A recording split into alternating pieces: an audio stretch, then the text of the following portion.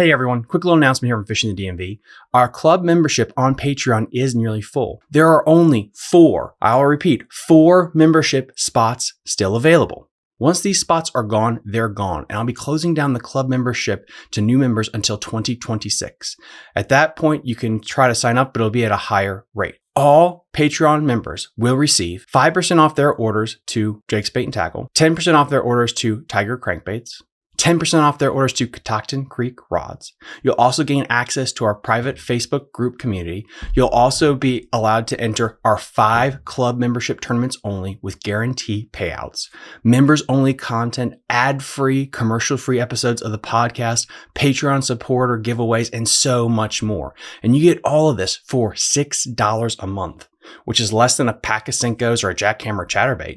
And since we're under our 10 membership spot, I'm going to do something else. I'm going to give everyone a 10% off their membership if they sign up for the year. So that brings it down to under $65 a year, locked in indefinitely as long as you want to be a member. Hurry up because there's only so many spots left before I shut down the club to any new members until 2026. You're listening to Fishing the DMV with your host, Thomas Ahrens.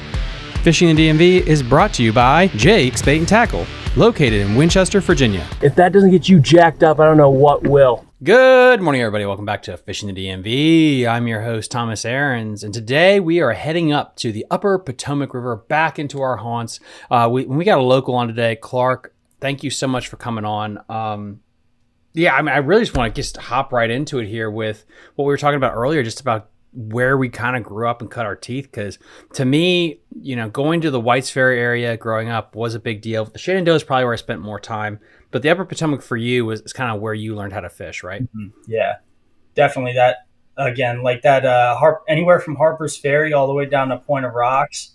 That whole, I think it's something like 12 or 13 mile stretch of river. I know pretty well. Down below Point of Rocks, we fished a good bit down below Point of Rocks as well, down near like White's Ford, but that was more so like cat fishing. I never really bass fished too much down there. So just above where the Monocacy dumps in? I believe it's actually down below where the Monocacy dumps in. That's a big area. So you past can, Dickerson? Yeah, like right in here where that little creek is there on the Virginia side. Okay. Yeah. So like we would be out there at night cat fishing. And we could see the power plant on the other side of the river and stuff like that.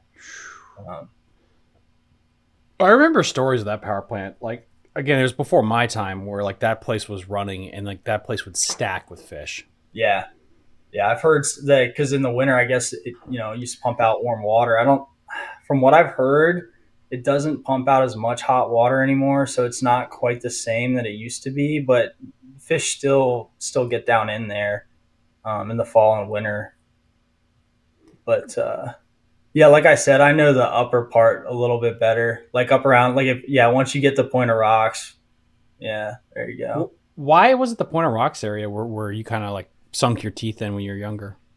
So that creek right there, the Catoctin Creek, because that's where I learned how to bass fish. So like we would do a float. If you scroll up, there's a bridge, and we would float from that bridge on the Catoctin Creek all the way down into Point of Rocks.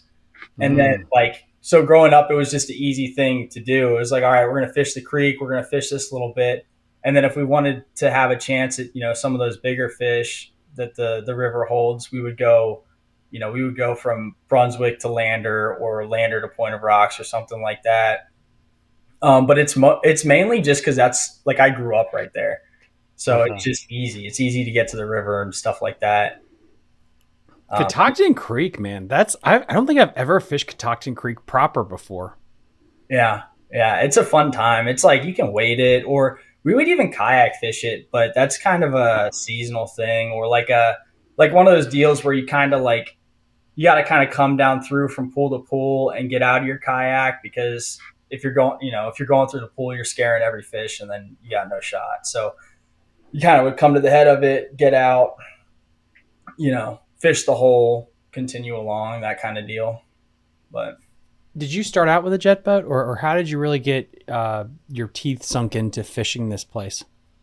Yeah, so I started off fishing with a kayak. So around the age of like 12, 13, my parents got me a kayak for Christmas, and they got me one. I think they got my brother one. My dad already had one, and so we were just fishing the river off those. We'd fish from up above Brunswick. There's a little road we would get in off of, and we'd fish down to Brunswick for about like 2 miles, and then we would fish a lot from just Brunswick to Point of Rocks. It's like a 7 mile stretch there, and yeah, that kind of let us get to know the river like real well, like smaller areas.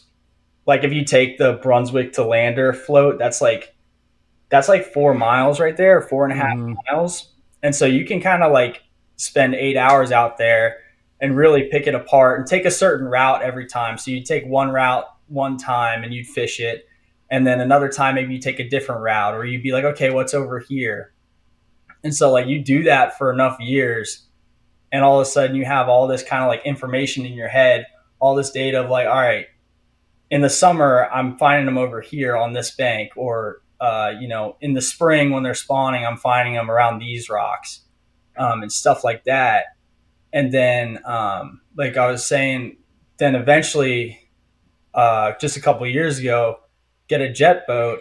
And now, when you have all this information in your head that you've been able to kind of like break down through kayak fishing, now all of a sudden you can fish more efficiently. So like in a day of kayak fishing, maybe you have like a couple hour stretch where you get into a group of fish, but you're on a float, so you got to keep going, and you really, you catch them good for a little bit of the time, but then maybe it peters off or whatever the case may be. In the jet boat, you can take all those spots that you're more confident in, and you can just string them together, and then you can have like these really good days. Yeah, and this thing was so unique about this portion of the Upper Potomac is it fishes a lot. Now I'm going to get killed in the comment section for this. It fishes like the Susquehanna, where you can fish left to right. The Shenandoah, even at the main stem, the biggest part, you can pretty much line up dead nuts in the middle and fish both banks. It's not very wide, but this part gets pretty wide to where you can't fish both sides of it, basically. You could just fish a whole section going from the Virginia to the Maryland side back and forth. Right. Yeah. It takes a lot of work to try to fish. If you fished everything on a stretch in one day, you're going to be, and I'm going on a paddle too. I don't have pedals or torpedo or anything. Dang. Like you're going to be like worn out by the end of the day. But to golf, what you said, I think of the Potomac as like kind of like a mini Susquehanna in a way. Like, cause I fish the Susquehanna as well. And the Potomac fish is very, very similar. So it's kind of like if you can catch them on the Potomac, you can go up and catch them on the Susquehanna, or vice versa. They're very similar. But then the Shenandoah, I feel like when I get on the Shenandoah, if I have like a drift boat or something in front of me, I just feel like I'm like, oh man, I picked the wrong day to come out here. Or if you're not the first one on the river or whatever coming through that area, it fishes a lot smaller. It feels. Yeah, you got to move a lot. If you're on a stretch, if you're fishing a tournament or whatever, you want to figure out, how do I say this? It's not about fishing the best stretch. It's about fishing the stretch that you have to yourself. So yes. You don't want to be splitting fish up between 2 or 3 kayaks and jet boats. It's not going to work. Right. And you think of like the sheer volume of fish in a river too. There's like how many of those like 18-inch fish, 17, 18, 19-inch fish are you really going to have access to? And now if you're sharing those fish, like, it becomes kind of rough, Mm-hmm. Exactly. But you don't run into that as much on the Potomac. And it is such a unique place you have where, the Upper Potomac can run all the way up to where I'm at, Williamsport, Paw Paw area. But then you have what I think is the Upper Potomac proper, which is really the confluence of Harper's Ferry all the way to the break line, which is a massive area that you can fish. And it has some big ones in it. Oh, yeah, for sure. I actually fished a kayak tournament this past weekend. And like you were saying, like how you can two people can fish the same group of fish. So like the guy that won and me were fishing the same area. So he won, I came in second, and he put up like 95 inches and I put up like 91 and a half. And we're fishing the same group of fish. So like to your point is like, yes, we can be in the same area on this river and like multiple people can catch them. Is this the Jackson tournament? This is the Jackson one. Yeah. Yeah, dude, 95 inches. I mean, it's there. I caught I think it was damn near 6 pounds last year out of the Upper Potomac. Like there are some dinosaurs in that stretch. And I'm assuming you guys were fishing below the confluence, basically, right? Yeah. Okay. Yeah, that stretch is lights out. It's crazy how good that fishing is below Harper's Ferry. Mm-hmm. Yeah, it's a good time. Yeah. Because since I didn't know that you fished that tournament, how did you practice for it? Like, was this a spur of the moment thing, or were you always planning on fishing it? So I was planning on fishing it. I fished. He's got a whole series going, I think. So I fished the first one, and I planned on. Well, I actually didn't plan on fishing this one. My sister's wedding was on Saturday, but the previous weekend I had gotten on a group of fish that I was like, okay, these fish are gonna probably either win it or like have me in the money. So I was like, let me put my name in there and see if I can get up, at a decent time to get out there. So I got out there at like, I think the tournament started at 6:30. I got on the water at like 8 and I was able to, put together a pretty good bag. So that was a good time. I'm trying to figure out, let me see, with the power guys of the internet, I'm going to Google the standings here. Clark. There we go. Alrighty. Let's see. Where did you finish in this bad boy? 84 inches. Dang, dude. No, you did pretty good. Wow. So, was it a no-brainer to fish a spot that you picked? Or was it a really hard decision? It was kind of a no-brainer. My buddy was out there and he had a spot that holds big fish too. And I was kind of like, I didn't know if he had the fish or if I had the fish to like do good or not. But to me, I was like, this is the area that I really, really know well. I might as well just go out there and do it. Because if I go up to his, well, first off, we're fishing together and how best friends can be when you're fishing amongst each other. That can be a whole thing. So I was like, give him those fish. I'm going to try these, see what happens. So you and Charlie then fish the same area? Is that the guy that won, Charlie? Yeah, Russell. Yeah. Yeah, we both fish the same area.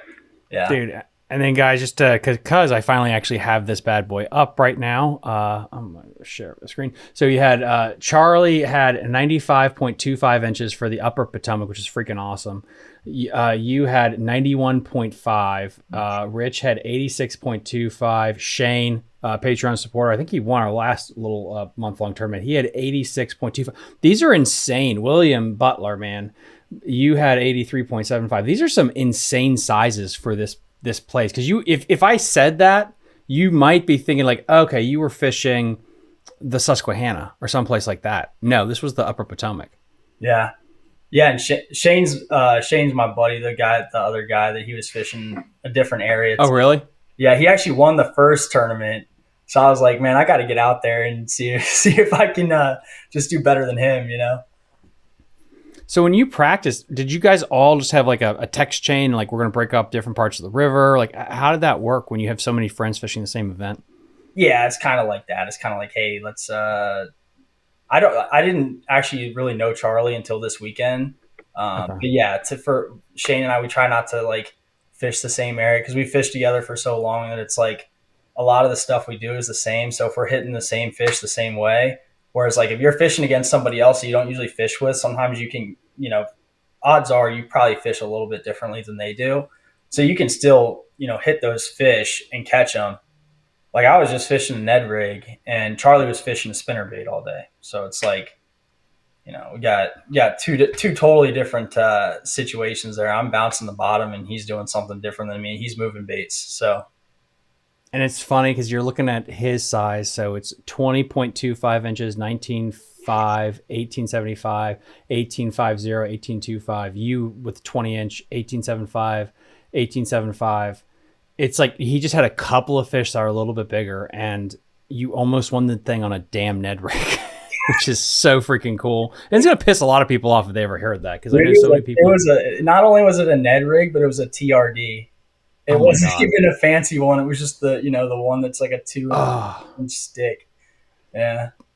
Now, was there some deep 4D chest in like, I'm going to Ned rig this thing versus going with the like Chun will just throw a chatterbait until the wheels fall off? Like, was there a reason you picked going slow and grinding versus trying to burn and cover water? Yeah, the last 2 or 3 weeks we've seen them eating on the bottom. So that was just kind of my thought process with that.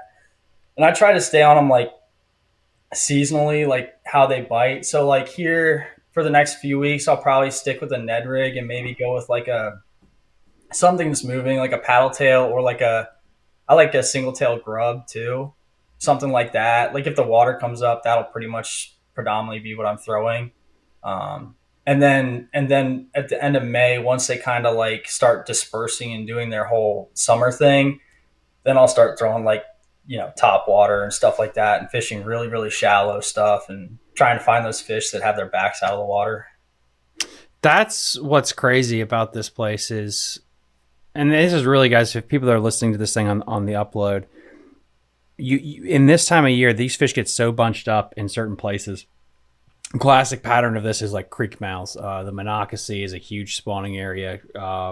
The Juniata up in the Susquehanna, like all these little places, these creeks where they'll just bunch up. And then in the summertime, you are going to get that separation. The tournament we had last year with MVKBA in July, I caught half my fish. I mean, you were throwing a bait on the dirt and you were getting bit. It's stupid, but it's like, unless you experience that, you wouldn't believe it. Yeah, it's the most heart-stopping bite of the year to me, because you see the whole thing.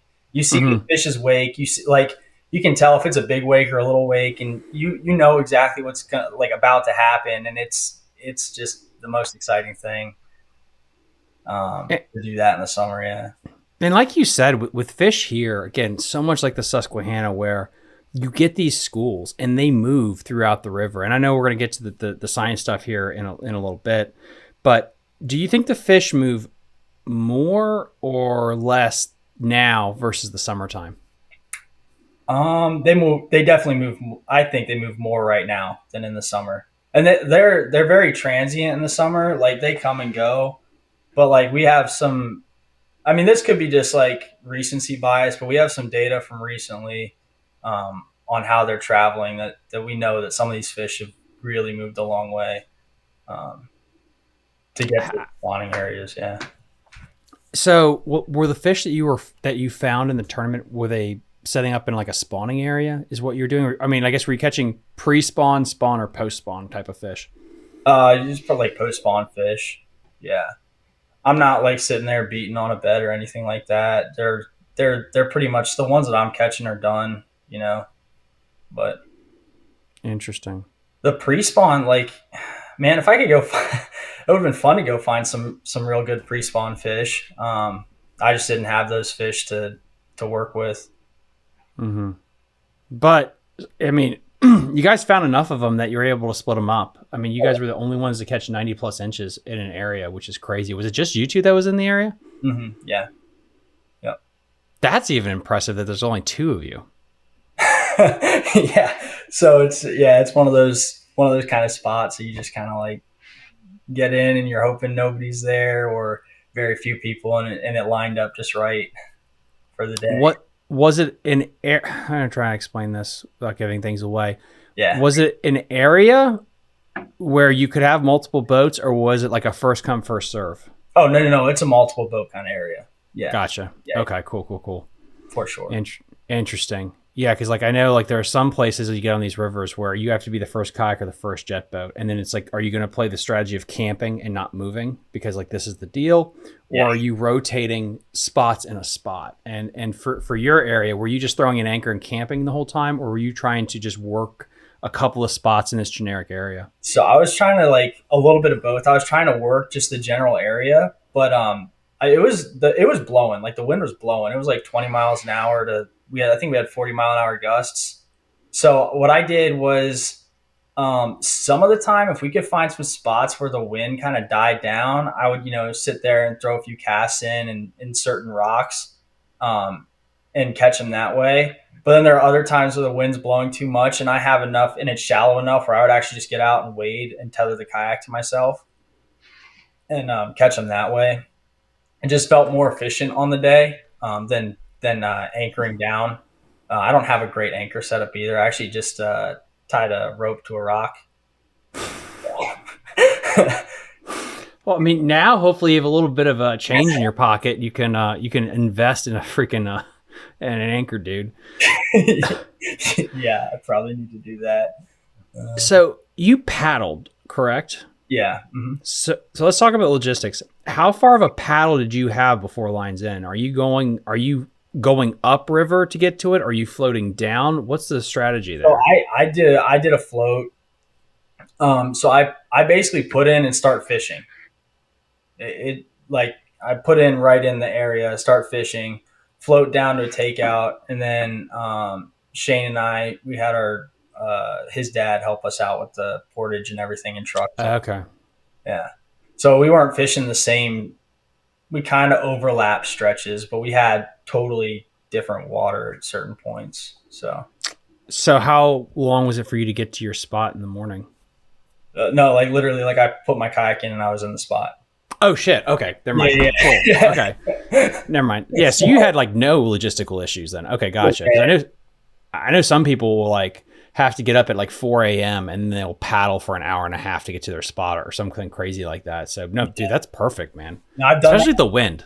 That's brutal. The whole like put in and you're paddling and you're trying to get there, and then like I think like this tournament they have a certain like I think you can put in like a half hour or an hour before lines in, so you have a certain amount of time and you're trying to get down river to a certain spot, and it's just like you're kind of like, all right, well, we just burned an extra 20 minutes of our fishing time trying to get here, but yeah, I mean it's worth it. But no, it's worth it, but it's like, dude, it's all part of that strategy. And you know, in a perfect world, like, yeah, working up is fantastic if you can do that, if you have a motor and stuff, but you can still catch them floating. I mean, yeah. you proved it.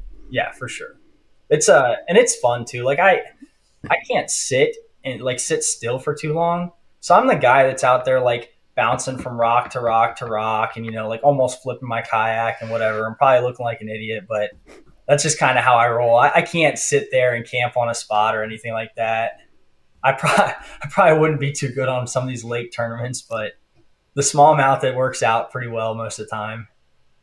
What kayak are you running? It's a Vibe Sea Ghost. Ooh. So my next question is, smallmouth in kayak tournaments, guys, if you're listening, half the battle is getting them into the kayak. The second half is keeping them in the freaking kayak when you measure them. Did you have any losses or anything like that during the event? So I didn't lose any fish. I almost lost a phone though. So the last 18 3/4 I caught, I put him on the board, you know, like I'm sitting there fighting to get it to be 18 3/4 because the tail never wants to sit how it's supposed to. So I took like a safety picture, like an 18.5, and I'm sitting there fighting it, trying to get it to be 18 3/4. Finally get it to do that, take the picture. Then I'm holding the fish down in the water, you know, letting it breathe and everything. And then I think I had my phone in my right hand, fish in the left, and he was just an angry fish. And he flicked his tail, like half his body hits my hand, phone falls in the water. I haven't submitted any fish yet. Like none of the fish. This is the end of the day, and I have like all these fish in the live well, and I haven't submitted anything. And I like swoop my hand down in the water, grab the phone. I'm like shaking it off. I'm like crap, submit, trying to get everything in. And you know, it worked out. They all got in, and the phone is fine, thankfully. But yeah, I mean, yeah, I almost lost the phone. No fish losses though. So, was there a part of the day that you actually thought you had something cooking? Like, I mean, 90 inches. I'm saying if you get past 80, you think you're getting a top 10 at 80, regardless of the tournament. Yeah. 85, you're like, okay, something's happening. You cracked close to 90. You had to have been like, holy shit, this is a thing I'm doing. When I caught the 20, I think I had like 4 fish at that point, and I knew there was other good fish around, and I was like, if I just catch one more, I can be in upper 80s or something like that. And yeah, like I felt pretty good. I'm not gonna lie. I was like, man, this should this should be a pretty good day. And then I was trying not to check the leaderboard at all because I get in my head and anxious about that kind of stuff, and then I start fishing different. Mm-hmm. I didn't check it at all until like late in the day, and called up Shane, and Shane was like, yeah, he had like 91 and a quarter or something like that before they turned it off. And I was like, oh, all right, well, I'm second's good. I like second. I like money, you know? And, and then I caught the 18 and 3/4, and that put me at 91 and a half. And I was like, oh, okay, cool. Mm. You know, little do I know, he caught like a 20 and a 19 and a half. But, you know, for that like hour or two, you're sitting there feeling like really good about yourself, you know? You said you fished the Ned rig, but once you got your limit, did you have any voice in the back of your head of like, I got to start slinging a chatterbait, a spinnerbait, a glide, something to try to get a bigger bite? Or was it like, nope, I'm just going to stay true to what I've been doing so far? Just stay true to what I've been doing. I mean, what's the saying? Don't leave biting fish, right? Yeah. It's the same thing with like a bait. Like if I'm having success on it all day, I'm not going to leave it. And just, you know, and yeah, I do have that battle in my head, but it's like, nah, I just gotta commit to this thing. Mm. We mentioned earlier, and part of it was probably off air and on air, but you got a jet boat? Mm-hmm. Yep. Has that changed the way you fish at all? Like just subconsciously, like when you're just paddling everywhere and how you fish a spot versus now you got the luxury. You can fish from the Monocacy all the way up to like Confluence if you would want to. Oh, for sure. Like in the kayak, there's certain spots I can get into, I can't get into in the jet boat that I know hold big fish like regularly. And they'll be like, you know, a little tucked away. Like, you know, a jet boat, you can get a lot of places, but there's even little areas you can't get.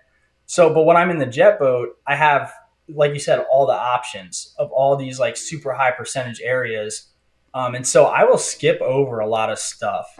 And when the bite is really good, you know, it's cool. It works out and you can put together a really, really nice day, a really nice bag. But when the bite is like real specific and they're in certain little areas, yeah, I mean, sometimes that like you do have that little thing in the back of your head, like, dude, just fire it up and let's go. Like they're not eating right here, right now. Like find active fish. So yeah, that definitely, it definitely affects you. Like you try to shut it off. But when you're like, I've heard you say before, when you're in a kayak, you're like automatically like a little calmer. Yeah, you are, because you can't go anywhere. Like I mean, you can go somewhere, but it's not having a jet or a 250 on the back to where it's like, let's just haul ass and go somewhere completely different. Yeah. I'm going to run 6 miles upriver and find fish. No. Exactly. The decision of where you start is so imperative in a kayak tournament compared to anywhere else, because you can be forgiven if you mess up in a bass boat tournament or a jet boat tournament because you can move. But in a kayak, you have got to pick a stretch that has fish because you're kind of stuck there. Even if you have the best torpedo in the world, you're kind of stuck in a generic area.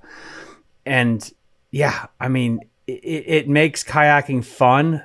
But it has a different little flavor of challenge where you do have to pick through an area that you have. And so going to a Ned rig, a chatterbait or whatever.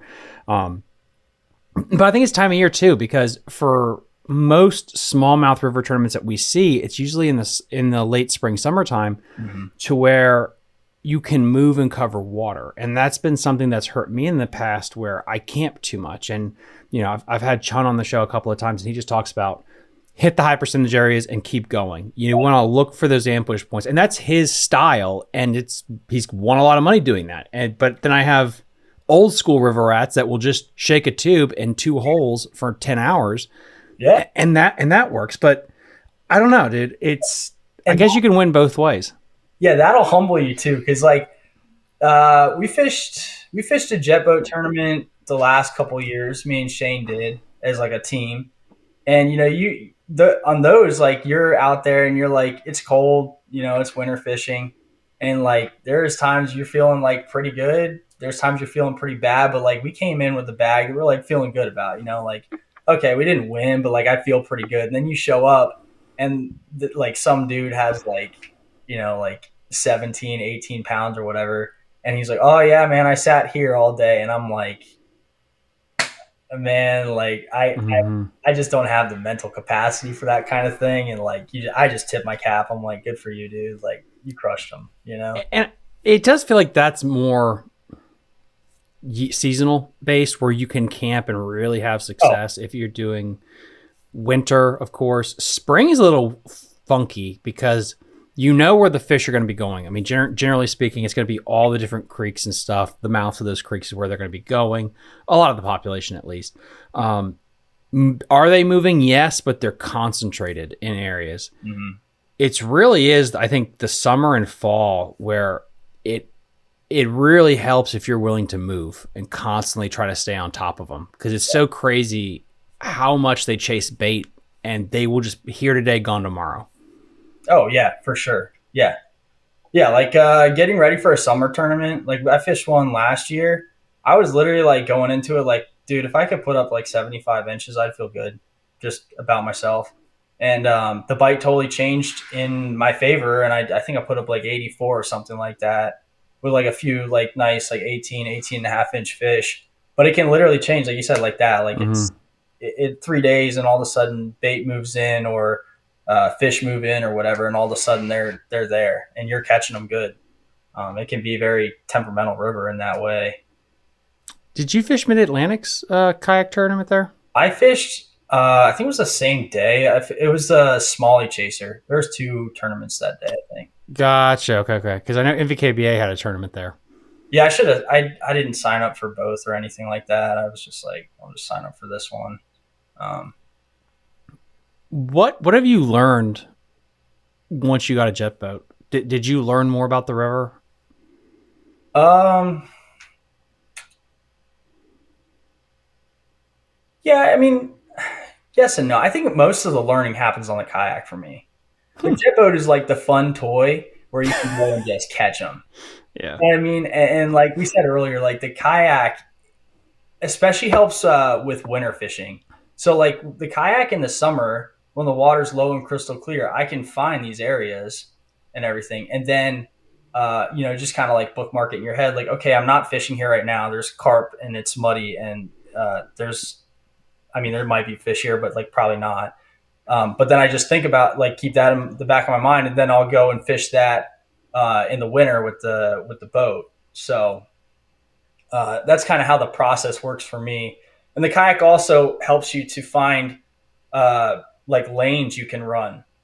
Cause like if you're running down something in a kayak and you're bumping on the kayak, it's like, all right, well, don't run the boat. If you're into the kayak and you can look down and there's plenty of water, well, okay. It might not look like that when you're on the boat. It might not look great, but okay, there's water there and you can go up through and get through there. Some skinny water sometimes. No, that makes a lot of sense. Yeah. That's the most nerve-wracking thing that, I don't own a jet boat. To understand what you can run and what you can't, that's gotta be white knuckling as hell the first time you go out there and you haul ass. Yeah, it can be. I mean, you just don't look down. Just look ahead. Don't look down. That's the best advice I could give anyone. You just go and, figure it out. If you see ripples or something like that, don't go there.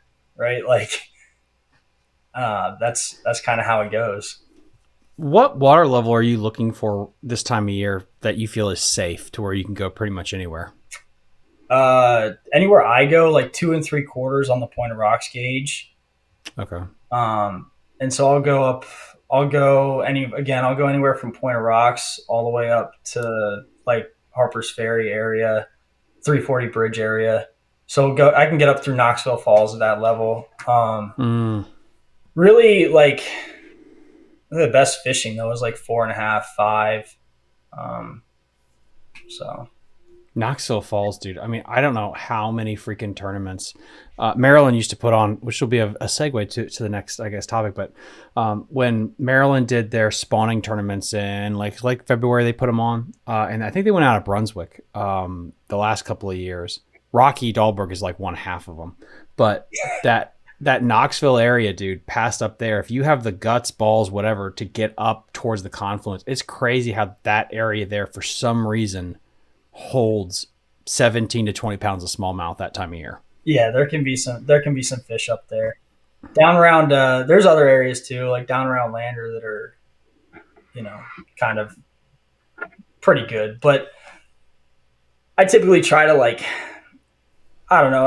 I try to fish these like little like if I fish a tournament and there's a lot of people out, I try to fish the smaller little spots because I like you said earlier, I'm trying to get on like fish that haven't really been pressured that much. So like might be a little rock here or there. So Mm. like up there, like yeah, I mean there can be some big fish, but try to just kind of skip around a little bit. Is it good up there because it's so hard to get to, or is there something there just because of the habitat that makes it more conducive for bigger fish? There's definitely got to be something about the habitat up there, the way the mountains come and everything. Like Point of Rock can be the same way. You have that hill come down, and Point of Rocks can it can be kind of the same way with all the ledges and the rocks and the big eddies and everything. But I don't think it's a necessarily a pressure thing. Yeah, because like I know it's hard as hell to get up to up here, but it's just the rumors like right from here to Knox. I mean, this whole section here, if you can get up to it, that time of year is so good. And part of it is it's deep as shit. There is a deep pool there. You have the mixing of the water, which I think is another big attribute. Because again, guys, if you're listening to this, the Shenandoah is technically a feeder creek, so it's a spawning creek in that mindset. Not as good as like a Conica jig, a Juniata, or a Monoxy, but still, yeah, interesting. That's interesting. Yeah, this whole stretch, man, is just absolutely nuts. And you talk about like they have free reign to go from basically the falls to Harper's Ferry and up. And I think this kind of gets into something else where you somehow got working with the state on tagging fish. Right. Yeah. So there's a guy who is tagging them before me, and there's a small group of us that are doing it. And he put a bunch of fish in the river with tags all the way down by Seneca, Seneca breaks. Let me put that And up actually. Hold on. yeah, let's pull up down there. And he's been tagging most of his fish down there, and then some of them at Point of Rocks. So just by luck, last spring I caught one of a big one. It was like 21 inches. It was like I think it was 414, and I caught it way up near Harper's Ferry, and he initially tagged it at Point of Rocks. And so I pulled this fish out of the water, and it's got this tag on it with a 3-digit number on it. And I was immediately like, okay, this is so cool. I want to get this information back to whoever tagged it, right? So I'm thinking it's the state. I call up DNR. I call up a bunch of different people, and they were kind of like, no, we don't know who this is. We don't know what this is. It's not us. And so I just kind of like, all right, well, I did my due diligence. It is what it is. And then Mike actually gets in contact a few months later with the state, and he's been doing this tagging, and he's been getting some recapture data. So he tags the fish, puts it in, somebody else catches it, and then they report where they caught it and the size back to him, and he starts sharing it with the state. Well, the state's very interested in this, just like I am, just like many anglers are, and he's like, well, let's get a permit. So he gets a permit, and he's sharing information with the state. And then we meet up. So I finally get in contact with him through the state because I caught one of his fish, and they were like, hey, we're in contact. We know who it is, and, this kind of thing. And we meet up, and he's basically like, hey, I'm tagging these fish down at Seneca. You fish, Point of Rocks, Brunswick, Harper's Ferry area. Why don't you tag some fish up there? And I was like, that sounds great. Like, I'm all on board. I just want to see, what do these fish do? Like how long does it take one of these fish to grow? How far can they travel? How do they travel? All that kind of stuff. And like one of the biggest ones we've seen so far this spring is there was a fish tagged down at Seneca that was caught all the way up at the Millville Dam. So let's walk through this together for everybody. So in case there's somebody that doesn't know what we're talking about, is this what we consider Seneca breaks? Yeah, wherever. Yeah, right in there. Yep. All right, so guys, this is Seneca breaks. I guess Seneca Creek there. So Seneca breaks. Let's go to Millville. Let's keep going. You're just at Point of Rocks now, right? Yeah. There's Harper Ferry. And ours Brunswick, and we're going to keep going. Here's Sandy Hook. And where do I go? Up here? Other way. So you're going to go up to Shenandoah. Yep. So all the way up to Millville. To the dam. So that's absolutely stupid. Because you guys, if you don't know, let me switch it to Google Earth here. All right, here we go. All the way up here by, if you're trying to go to across 9, here's the dam. Yeah. So let's just kind of now All right. So from Millville, right, all the way to Seneca.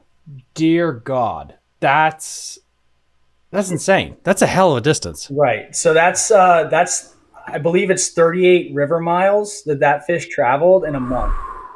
Dude. That's wild. It astounded us. I mean, we knew these fish moved, but not like that. I mean, that's pretty crazy. And it seems like they just kind of go until they can't go. Like they just travel until they can't get any further. Some of them do. We had a fish recaptured the other day at Goose Creek that was caught in the mouth of Goose Creek, and then it swam up to, and it was recaptured. So initially tagged at the mouth, and it swam all the way up to a dam up there where it was recaptured. So when you said dam, you mean the dam in Goose? Yeah, in Goose, yeah. Okay.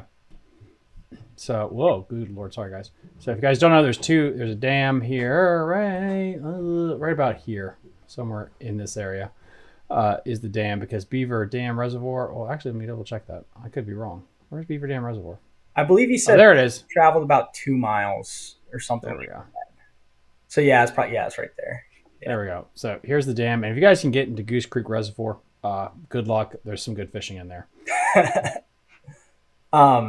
So yeah, so we're seeing these fish traveling a lot. So those are just 2 examples right there. And I guess kind of what we need help with, in an effort to conserve and learn more about how these bass live, and just for curiosity's sake, is if you catch one of these fish, if you could just report it. So on the tag, there's a website. It's fishtag.com, and in that website there's a form that you can fill out. And we're not asking for like your secret spot or anything like that. We're just asking for like generally the area. Like the more specific the better, but we understand we're all fishermen too. Like you don't want to give away your juice. That's cool with us. But we do want kind of the area that you caught it, and then the size you caught it. And we've had fish, because we've had fish that have been recaptured. I think it was like they've had tags in them for 3 years. And I'm grown from 16 to 20 inches. So these tags will stay in these fish for a good while. And they're out there swimming around. So how many fish have you tagged so far? So far, 2,300. You have caught 2,300 fish. I have not. So there's... Oh. Right. Okay. So I'm one of the taggers. There's a guy named Mike who's another tagger. And then there's another guy tagging fish around White's Ferry area. So we have 3 guys tagging fish. I just started doing it this spring. The other guy started doing it this spring. Mike has been doing it for a while. So a vast majority of the fish tagged have been in the last like 3 years or so. I wonder if this is going to be the most heavily studied smallmouth population on the East Coast, because I don't think they're doing this on the Susquehanna or the Shenandoah or any other major river. Yeah, I don't think they are either. And that's part of the exciting thing. And we want to encompass like all the local anglers, right? Like we want to learn together. We don't want this to be a secret private thing. And maybe potentially if we have enough information at some point, we want to be able to like give back like a study or something. And we're working with the state, so they have, we're fishermen. We're putting tags in fish. We also have people on the team setting this website up to be able to track these fish and track and organize the data. But we need the help of other fishermen as well to be successful doing this. Yeah. So I'm out there and I catch one with a tag. What do I do? Yeah. So if you catch one with a tag, it's going to be one of two types of tags. If it has just a 3-digit number on it and no other information, you're going to want to go to fishtag.com and you can report it there. The more modern tags, the tags that we are putting in fish right now and have in fish, have a phone number on them, and they have the website domain fishtag.com. So you can rub it off. You'll have to rub off some algae probably. The algae grows on the tags pretty quickly. And you'll just send a text message. A picture of the fish would be nice. Again, where you caught it, size, and the tag number as well. And if you go to, Thomas, can you go to fishtag.com? Sweet. Yep. I can. All right. Fish. It's going to be fish, just no space, just fish tagged. Fish tagged. So FISHT. Yeah, there you go. .com. Here we go. Eventually we're going to get there. Let's see. NRV, fish tag.org. Can you try and type it up at the top where the Google thing is? Fish tag ed.com.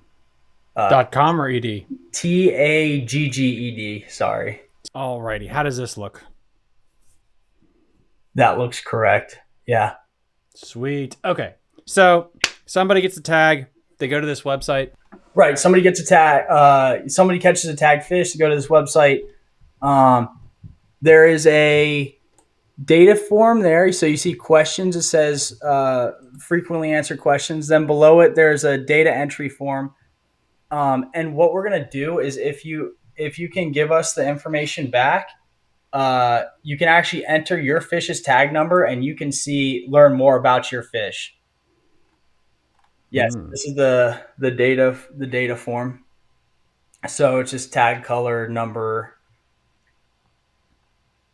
And if you don't want to be as exact as longitude, latitude, that's okay. We're fishermen too. You don't have to give away your secret spot. We just want mostly the general area. And then that's really cool. Wow. That's a really neat thing you're a part of, dude. Yeah. And then so here's the part that I think is super cool. So where it says enter tag number, enter in the number 855. Okay, let's go to Potomac River. Right at the top. Right here? No, go back to the start page. Where is it? You see where it says zoom on the click button? Just to the left of that. Oh, that. Okay. 855. So now you can zoom in and you can see, like, this is the fish that I caught initially. And you can see exactly where it's been caught. So it was initially caught down here by Heater's Island and Pointer Rocks. So if you click on that eye, it's going to give you all this information about the day it was caught. So you can see like what the water temperature was on that day, what the turbidity was, the river level. You get all this information that we're overlaying just based off the day that you claim to have caught the fish. So this is something that's helping us learn more about these fish and what they do. And you get to learn this fish's story when you give us this information. Do you know another one off the top of your head we could punch into this? This is addicting. I don't have one off the top of my head. I got one right here though. I can probably get to you.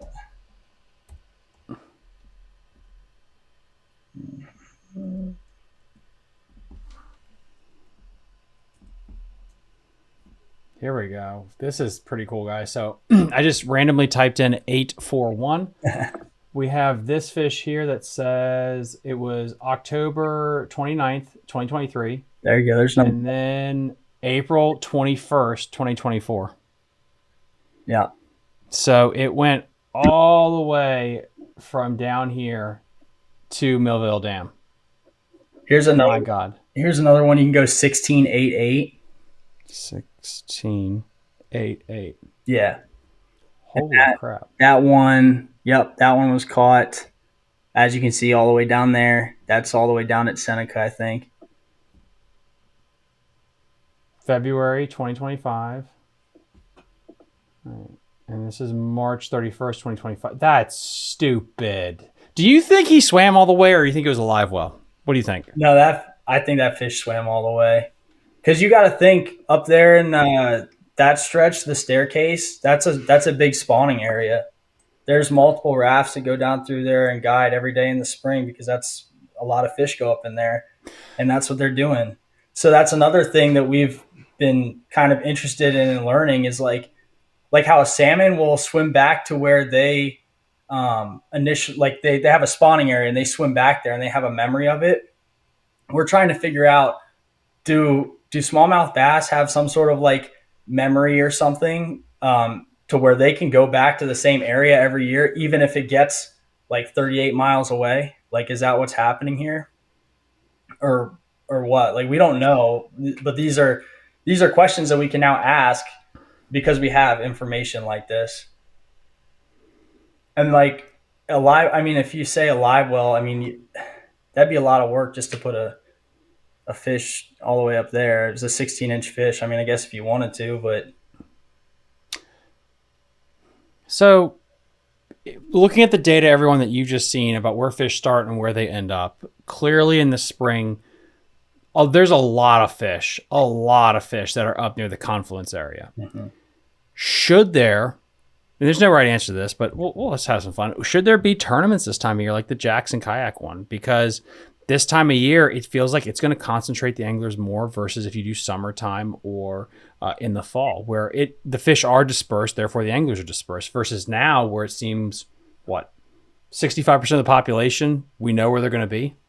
Yeah, that's a fair question. To me, I think it's one of those things where like the state of Maryland doesn't allow tournaments on the Potomac, and I think it's like March, April, and May. So at the very least, at least we're doing catch and release tournaments. Fair enough, yeah. Right. So, I mean, you could make the argument either way. I'm just a fisherman at heart. I like fishing tournaments, but it's not like my end all be all. If we couldn't fish tournaments, that'd be fine. But yeah, the state of Maryland. That's why I like about how they do it is they're not letting people take these fish and abuse them and then take them way down river. It's like, all right, if you're gonna have a tournament, you take the picture and you put it back right away. Right now, at least. Why is it, in your opinion, really from, let's say, confluence to the break at Seneca, why is that so good? Because if you had somebody and you plopped them down here below like Dam 4 and they floated from Dam 4 all the way down to confluence, they would have a different perspective on how the Potomac fishes versus if you dumped them in at, let's say, Brunswick and they did a float. I think it's topography. It's totally that there's rocks. We have a lot of rock. I mean, like you can see these two mountain ridges from this view here that just come across. You see, yeah, that creates a lot of rock. You come downriver and you can see all the different topography stuff here. You have this is Point of Rocks. You have that mountain ridge. You have more stuff down here. So there's just constant, like, if it's not ledges, it's chunk rock. There's just a lot of rock around. I personally have not actually fished way up there. But I do know on areas of the river where, there's less rock and it's more of just a sand bottom, it's harder to catch fish. So what's the farthest you fished up the Upper Potomac? Pretty much up to Have you been up to like Hancock, Pawpaw, West Virginia? I fished. Oh, Shepherdstown. Okay. Good muskie fishing up there. There's Yeah, I've put in a couple of times here before. Like, but even this stretch from Shepherdstown down to like say Dargan, it doesn't seem to have the same number of fish. Now I haven't fished as many times. There's probably people that catch crap out of them up there, but to me, when I fished it, it doesn't have the same number of fish as we have, down in the lower stretches of the river. It also doesn't have the same amount of creeks. I mean, this is something when you talk to 7,000 people a week, creeks are so important to the spawn of smallmouth. It really is. Whether they do spawn into it or they just associate with it, it's important. The Susquehanna has about 100,000 creeks. And if you look at the Potomac, really from the confluence down is where you start getting a lot of different feeder creeks, so it can hold a bigger population. You get into this part here and there's just not as much water to go around. Plus the smallmouth stocking program Maryland did for the last 5 years. How much did that actually help? I think it helped. I think it did. Yeah, the creeks is an interesting thing though. I've noticed, I think, like you said, the Susquehanna creeks play big, right? Like you ask anybody that's fished up there, gone up there in the spring, they're in, like you can go and bang every creek and you're going to catch fish, and probably a lot of them. On the Potomac, it doesn't seem that they have the same affinity towards creeks for spawning. Not that they won't go in them, because they will, but it's not the same way the Susquehanna, they will just stack. Like, and that might just be a sheer volume of fish thing, that there's just so many fish up there that, that could very well be a thing. But I'm also curious as to, like, do we have a different strain of smallmouth bass down here than they have up there? Because I know our fish came out of the Ohio River basin. And I don't know where their fish came from. I've had people tell me that they have Erie strain smallmouth, that they do from the Great Lakes. And maybe that's true, maybe it's not, but to me that makes sense. If you have a lake fish and it wants to go to creeks to spawn, and then you put them in a big river, and then they're going to go to creeks to spawn. Whereas we have a river fish and this is where they live and spawn, right? I don't know, I'm spitballing here, but.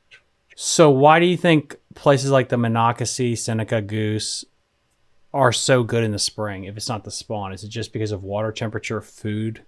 Well, I think a lot of those fish are resident too, in like the Monocacy and stuff. I just know that there's areas on the Potomac that will just stack, and like I fished a number of the creeks in the area in the spring. I fish them like every spring because I'm waiting for that magical day. And it seems like maybe I'm just timing it up wrong, but every time I go up in like Catoctin Creek, either one of them, it just seems like the Dead Sea. And then I'm like, all right, back to my ledge that I know is holding fish. Interesting. The Monocacy, that could be, that could be one of those ones that they're going up in. Which makes sense, because that's not even a creek. You can almost say that that's a little river in of itself. People in the comment section when this thing uploads, you can tell me, like, I think the Monocacy is the biggest feeder besides the Shenandoah, I think, on that part of it. Like, it's got a lot of water dumping out of the Monocacy. Yeah, it's got to be the biggest one. Because I know so many friends like Cliff Bennett and stuff, and Jeff Green, that they'll run. You can run jet boats way the hell up the Monocacy, so it's a big feeder system for it. Yeah, there's a couple there, and the only reason I say is, like, I think maybe they're residents, because there's a few guys around that wade it, and they catch big fish in there year round, it seems like. And so to me, I'm like, okay, yeah, like there's probably more fish in there in the spring, but also like, you fish the Potomac in the spring and you think there's more fish in there versus, sometimes in the dead of summer. So.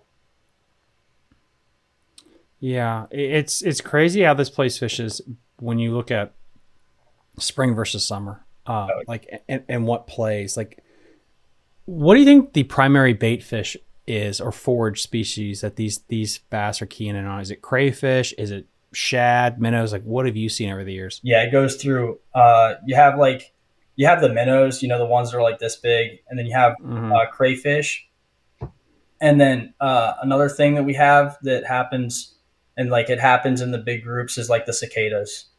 So in the summer, like June, July, when you hear all those bugs in the trees, those big fish I think this is why those big fish get up on the bank and like 6 inches of water is to feed off those cicadas. Because they come out every year. Now, I think it's like every 17 years they have the big hatch. Brood X, yeah. Yeah, but like every year they have the small, like the ones that come out. And I think those bass are just sitting there eating those bugs too. The minnow thing is insane. When I went out last year pre-fishing, like the water vibrates in some places because there's so much bait, and it's crazy to see that, because unless you're out there and you see it, you wouldn't appreciate how much forage is in certain parts of this river system right now. Right. Yeah. Yeah. It's so healthy. And yeah, and like when that grass comes in, then like if you go on that grass, you can find bait that's just stacked up. I mean, it's just like it's thick. Those little minnows swimming around in there. And it's small bass too, but and it's crazy because it is, I mean, maybe it's not crazy. It is kind of common sense. Like if the bait's, when that's the thing, when it's the minnows, if the bait's not there, there are no smallmouth. Like it's crazy how much when they're dialed into that, they move a lot and will follow that bait wherever it goes. Oh, yeah. And for sure, unless you had data like you had, you wouldn't think that, okay, what happened? Did they just like go dormant? Like, no, bitches left. They're gone. Like they will follow that bait up and down the river is what they'll do. Or they'll go left to right and move from the Virginia side to the Maryland side. But yeah, fascinating stuff with that. Yeah. What are you hoping to gain from all this? Yeah, so we're hoping to, we don't actually really have a clear, like, what are we looking to gain out of this right now? What we do want is we want to have information to give back to everyone. So, like, I don't know, if you think of, like, different rivers, if you go into, like, if you go into, like, a library or something and you can find a book about a river, that's pretty cool, right? Like if you could find, I think there's a Potomac River book from back in like I don't know when. Like, Ken Penrod. Yeah, the Ken Penrod one, and I think it would be so cool to get my hands on one of those. Well, what if as a community we could work together to get data to make something like that? Like that's kind of like what we're looking at right now. We're trying to figure it out, but the big overall goal is just exploration and discovery and learning. Yeah. Now that you got a jet boat, you gotten the taste of kayak tournaments, where are you going to go with the competitive side? Are you going to try to fish more river kayak tournaments? Are you going to do more jet boat? Like what is your future thoughts on tournament fishing? Probably just kayak tournaments. I'll fish when there's jet boat tournaments around. I'll fish them. I love doing that. That's fun. There's just not a lot of them. At least not down on this stretch. I think you fished the ones up farther upriver, right? Was it like Dam 2 or something? Yeah.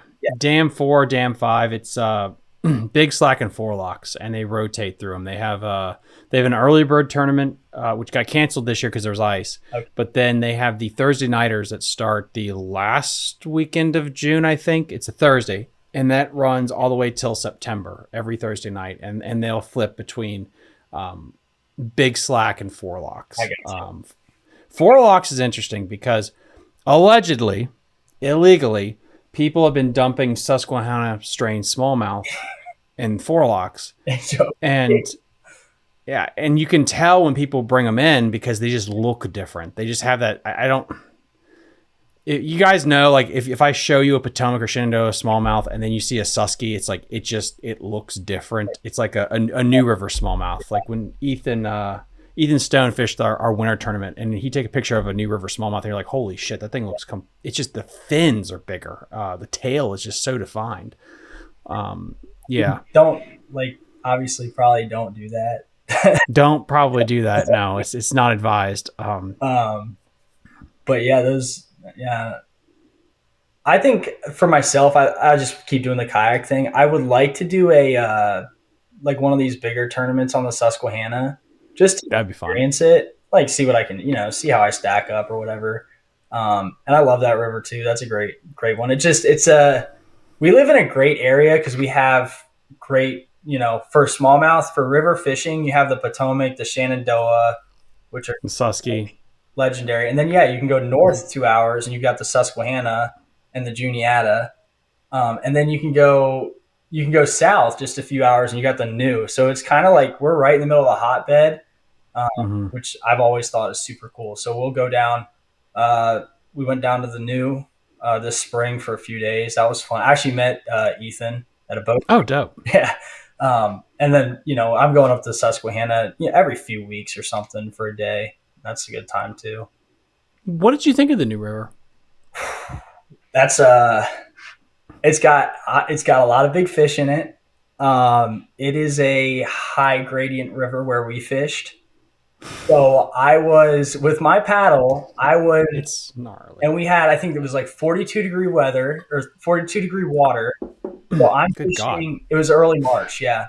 So I'm fishing like slow on the bottom. And so I'm throwing out a cast and then I'm doing this with the rod. Like I have the rod in one hand and I'm like one arm paddling the other just to stay like relatively still. And like, it's this whole like thing, like this whole juggling act just to try to fish that river sometimes. But it was definitely worth it. It was an experience. I mean, I caught some big fish and it was a good time.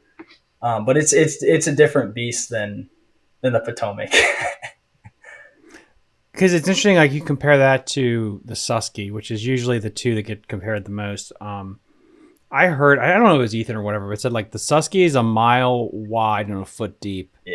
And then the New River is, a mile deep and a foot wide. Like, it's crazy how different those two rivers are. The population on the Susky, you cannot fathom it until you go up there for a couple of days. Like, there are so many fish in that place. It is stupid. It's like an aquarium. Yeah, it's one of those rivers where, like, around here we catch big fish. You can catch big fish; it can happen. But when you go up there, you're going to get twice as many opportunities. Mm-hmm. Like, if you want to practice a new bait or a new technique, you're going to get twice as many opportunities on bigger fish. So, if you mess up something or say you keep having fish get off for some reason or another, you have more opportunities to learn and figure out, like, what do I need to change? Do I need to change my hooks? Do I need to change my rod? Like, stuff like that. When I first started whopper plopper fishing a number of years ago, I was missing fish left and right. And what it turned out to be was I was using like it's like a medium or a medium heavy, and it was a fast acting rod. So when I went to more of like a moderate action, I stopped losing fish. And like, I learned that from going up to the Susquehanna, and I'm having fish after fish eat, and I'm missing fish. And then I try a different rod, and now all of a sudden they start to stay pinned. So like, whereas on the Potomac, I go out for a day and I miss my one opportunity to big fish or two opportunities to big fish, and I'm frustrated and I have to sit here and think for a week until the next weekend when I have time, and try and figure it out. So it's, when you go up there, you get live time adjustments.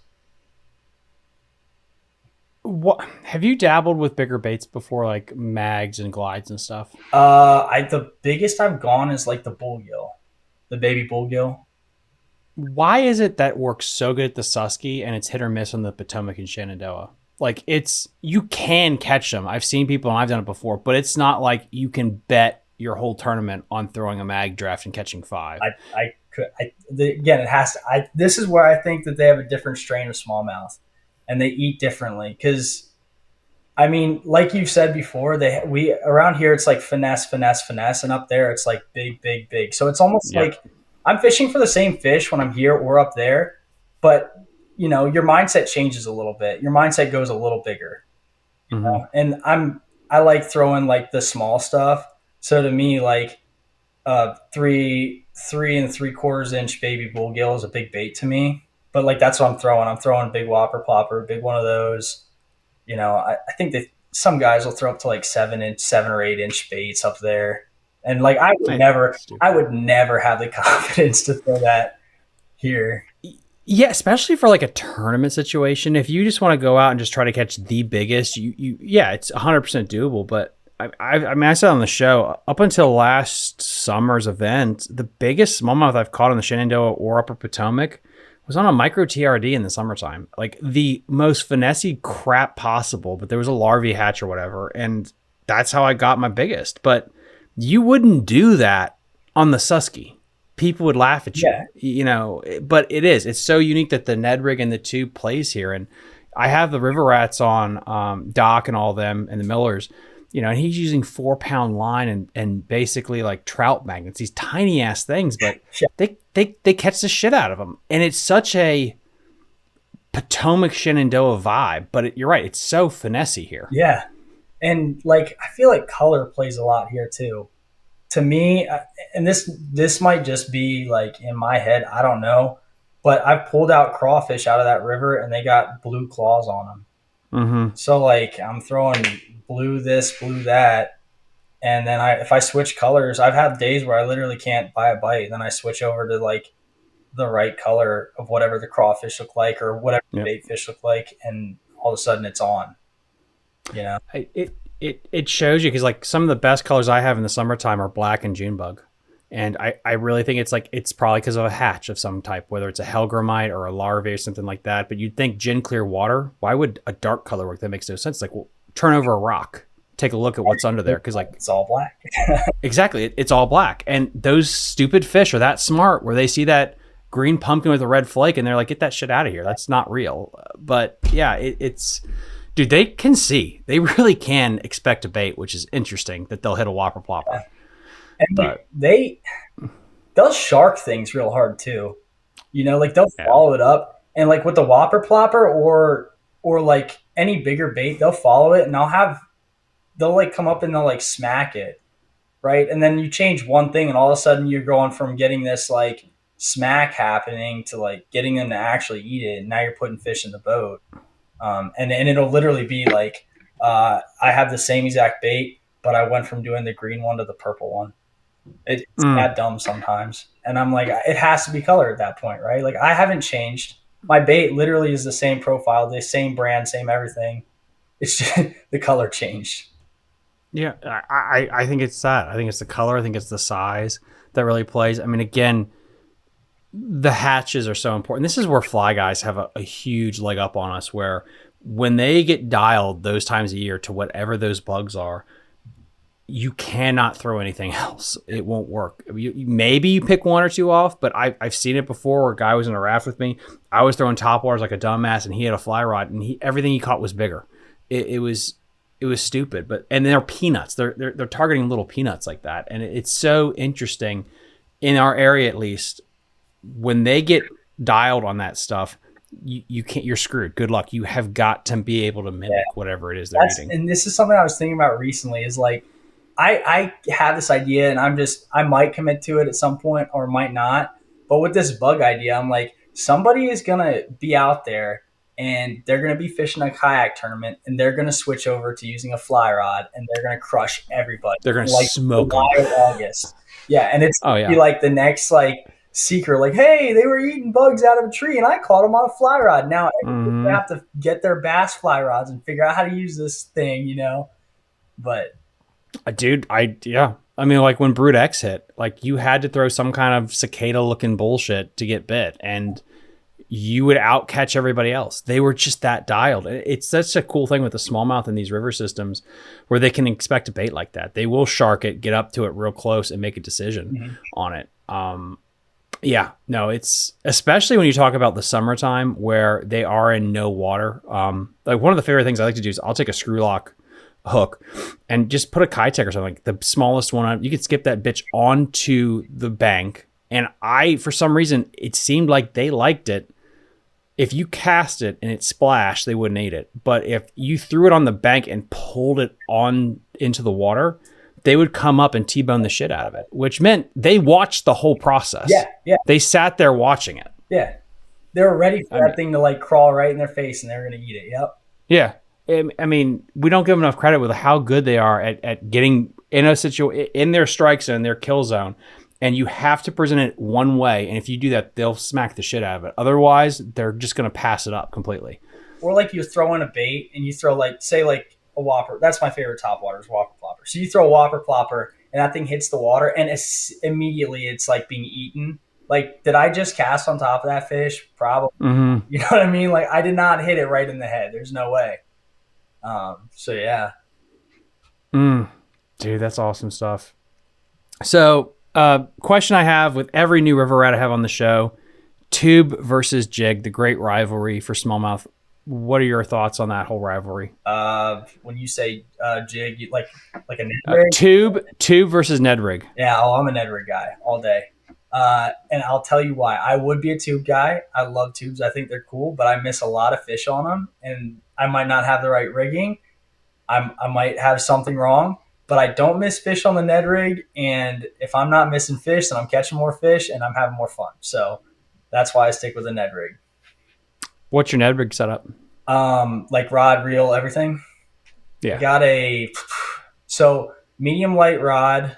The one I have right now is it's like a Fenwick, I think. It's a Fenwick Bass HMG. And I got a PC Fun 2000 size reel. I go with like 15-pound braid. And recently I've been going with like 8X or 13X or whatever the smoothest, farthest casting one I can find is. And then I'll go with like a 7-foot, 12-pound leader. Oh, okay. Ooh, 12 pounds. That seems kind of heavy though. I guess it works. Wow. It's one of those deals where I you feel the thump, and I've broken off enough times to where I'm like, screw this. I'm going a little heavier. Yeah. Gotcha. How heavy do you like your heads? 1/8 ounce.